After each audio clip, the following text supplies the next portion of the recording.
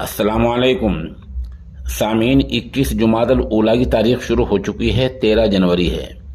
खबर का उन्वान है दहशतगर्द मदरसे के तलबा को निशाना बना रहे हैं। ये उन्वान हमारी खबर का है और दरअसल ये एडीजी प्रशांत कुमार का बयान है। ये बयान बहुत अहम है, मैं इस पूरे बयान को पढ़कर सुना देता हूँ। उत्तर प्रदेश के ADG law and order Prashant Kumar ने आज कहा है कि दहशतगर्द मदरसों में पढ़ने वाले तलबा को निशाना बना रहे हैं। इसके लिए वे फंडिंग भी कर रहे हैं। एडीजी ने कहा है कि यूपी एटीएस इस मामले को लेकर खास जांच में लगी हुई है। कुछ लड़कों को भी गिरफ्तार किया गया है। उत्तर प्रदेश में जिहादी जहनियत के नौजवानों को निशाना बनाकर दहशतगर्दाना सरगर्मियों में शामिल करने की कोशिश हो रही है। यूपी के एडीजी प्रशांत कुमार ने आगे कहा, ऐसे नौजवानों को निशाना बनाने वाले अलकायदा और दूसरी तंजीमों से वाबस्ता हैं। यूपी के सहारनपुर और उत्तराखंड के हरिद्वार समेत ये लोग कई मदरसों में शिक्षा दे रहे थे। एडीजी ने आगे कहा, ऐसे ही मदरसों में मुलाकात के बाद ये नौजवान दहशतगर्दाना नेटवर्क का हिस्सा बने थे।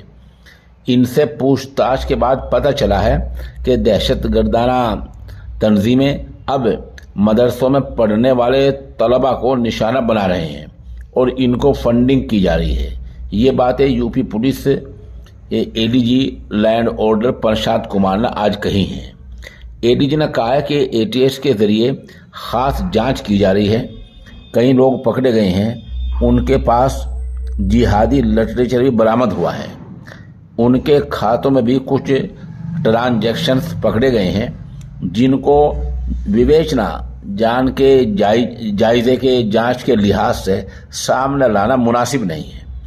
एडीजी ने आगे कहा, हमारी विवेचना, हमारा जायजा, हमारी जांच अभी जारी है, लेकिन ये बात सच है कि कुछ फंडिंग की शिकायतें हैं। इसके पुख्ता सबूत एटीएस के पास हैं। उन्होंने आगे कहा, ऐसे लोगों को ऑनलाइन निशाना बनाते हैं जिन लोगों की जहनियत जिहादी रहती है। ऐसे लोगों को टारगेट करते हैं और फिर वे इस टारगेट को आगे बढ़ाते हैं। एटीएस का सभी दीगर जांच एजेंसियों से राब्ता है और हम इस पूरे नेटवर्क को तहस नहस करने में लगे हुए हैं। ये यूपी के बड़े अफसर का बयान है। इस पर ध्यान देने की ज़रूरत है और हर जाविये से, हर लिहाज से, हर गोशे से इस पर ध्यान देना हमारा फर्ज